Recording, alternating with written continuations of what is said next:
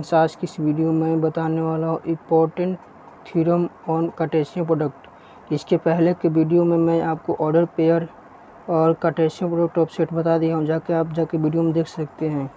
जो आपको इम्पोर्टेंट है जेईई मेंस एग्जाम के लिए, इम्पोर्टेंट थ्योरम और Cartesian product if A B and C are three set, मतलब कहा गया मतलब ए और बी मतलब सी तीन समुच्चय है, तो इसको हम लोग कार्टेशियन प्रोडक्ट कैसे लिखेंगे। तो ए गुने इंटू बी सम्मिलन सी बराबर, तो ए गुने बी और फिर सम्मिलन को चिन्ह देंगे, तो फिर इससे गुना करेंगे, मतलब क्रम विनय नियम का पालन करेगा, या फिर आप बीते नियम कर सकते हैं, बीते नियम पालन करेगा। और फिर यहाँ पर सन्निष्ठ है, तो ए गुने बी सन्निष्ठ ए गुने सी लिखेंगे। उसी प्रकार से यहाँ पर है ए गुने इंटू बी माइनस सी बराबर, तो ए गुने बी माइनस इंटू ए गुने सी। उसी प्रकार से ए गुने बी सुनिष्ठ इंटू एस गुने टी, क्या करेंगे ए सुनिष्ठ एस गुने बी सुनिष्ठ टी। यदि आपको यह फार्मूला को प्रूव करना है तो आप कमेंट बॉक्स में कमेंट करें। यदि आप फार्मूला को अपने से प्रूव कर लीजिएगा, मतलब थ्योरम को अपने से प्रूव कर लीजिएगा, तो आपको फ़ोटो भेज सकते हैं, मैं व्हाट्सएप नंबर दूंगा, यदि आप कमेंट कीजिएगा तब। वेयर एस और टी क्या है, दो समुच्चय है। इफ़ ए बी का उप समुच्चय मतलब ए बी का सबसेट है, देन ए गुने सी सबसेट बी गुने सी। इफ़ ए बी का सबसेट है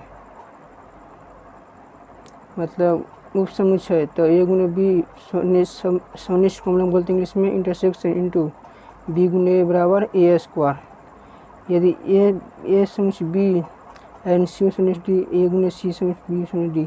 यह जो आप थ्योरम में आप बताया 7 थ्योरम 7 थ्योरम, ये आपको फार्मूला प्रूफ करने के लिए इसमें थ्योरम प्रूफ करने के लिए आता है। भले में क्लास 11 के लोग यह वीडियो देख रहा होगा तो यह 11 आता है, मतलब फार्मूला थ्योरम प्रूफ करने के लिए। लेकिन जेईई मेंस एग्जाम पर इस पर आपको क्वेश्चन पूछा जाता है, यह आपको काम कब आएगा, जैसे ऑब्जेक्टिव क्वेश्चन बनाते वक्त, मतलब यह आपको काम आएगा, या फिर सब्जेक्टिव क्वेश्चन बनाते वक्त। तो इस वीडियो को जो दोस्तों के पास शेयर कीजिएगा। चलिए हम इस पर क्वेश्चन कर लेते हैं।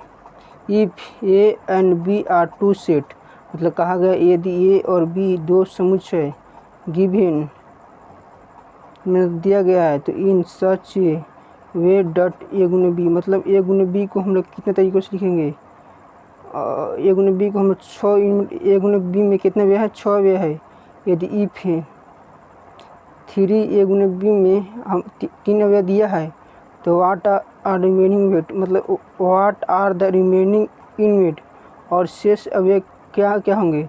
जिसमें देखिए यहाँ क्या गया ए गुने बी, आप जानते हैं कि जो यह ऑर्डर पेयर है यह फर्स्ट कोऑर्डिनेट यहाँ पर है, तो ये थी ए का ए गुने बी का है। यदि यहाँ पर बी गुने का था ना, तो यह फर्स्ट कॉम्पोनेंट है ना, यह बी के अवयव को दर्शाता।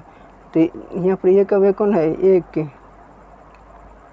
मतलब एक अवयव कौन है, एक के, तो एक होगा। और फिर दो, मतलब फर्स्ट शून्य से जो है उसको दो, और फिर 3 है, तो 1 2 3 क्या हो गया, एक अवयव। उसी प्रकार से देखिए संकेत कंपोनेंट है, ये 5 और 3 और 5 देखिए। और आपको यह पता है कि समुच्चय में अवयव के रिपीट नहीं होता है, जो आप सबसे पहले वीडियो देखे थे, मैं आपको बताया था, और आप जानते भी हैं, क्लास 11th में BA पढ़े होंगे आप। तो 5 3 है और 5 2 बार आ गया है, तो यहाँ पर 2 बार है, मतलब तो 5 3 5 हो गया बी का व्यय। तब ए गुने बी करेंगे, तो ए गुने बी करेंगे तो 1 2 3 और 3 5, मतलब इसको समझ के रूप में लिखिए। तो 1 3 1 5 2 3 2 5 3 3 3 5। अब हम देखेंगे कि यहाँ पर कौन कौन अवयव लिखा हुआ है। तो 1 5 लिखा हुआ है, 2 3 लिखा हुआ है, और 3 5 लिखा हुआ है। और शेष अवयव कितना होगा, आपको पता होगा इसमें अवयव की संख्या कितना होगी। पहले ए में देखेंगे अवयव क्या हुआ है, 1 2 3, और बी में अवयव कितना है, 2 3 और 5, इसलिए अवयव की संख्या इसमें कितना है, 3 गुने 2 6 है। तो देखेंगे यहाँ पर 6 अवयव है, 1 2 3 4 5 6, मतलब ये आपको जाँच करने के लिए मतलब मैं बता रहा हूँ। तो शेष अवयव कौन कौन होगा, इसमें यहाँ पर 1 5 दे दिया गया था, 1 5 2 3, 1 5 2 3 और 3 5, तो शेष अवयव क्या होगा, 1 3 3 3 और 2 5, मतलब यह शेष अवयव मतलब रिमेनिंग वे। जो मतलब देखिए अब मैं यहाँ पर एक क्वेश्चन कराया तो इसी से संबंधित आप कितने क्वेश्चन आप छाप सकते हैं अपने से, यदि आप चाह जाएंगे तो। मतलब हम यहाँ पे आपको एक क्वेश्चन करवाए ना, तो आप इससे आप 10 क्वेश्चन भी छाप सकते हैं। मतलब अपने से मतलब क्वेश्चन बना के आप प्रैक्टिस करते, आप जितना ही ज़्यादा प्रैक्टिस कीजिएगा ना, उतना ही आपके लिए ही लाभदायक होगा, हमारे लिए लाभदायक ना होगा। हमको आपको खाली गाइडलाइन देंगे खाली बस से, लेकिन आपका काम है कि आप कितना पढ़ते हैं एक दिन में। और पढ़ने पर नहीं करता है, आप 1 घंटा पढ़िए, बाकी अच्छा पढ़िए।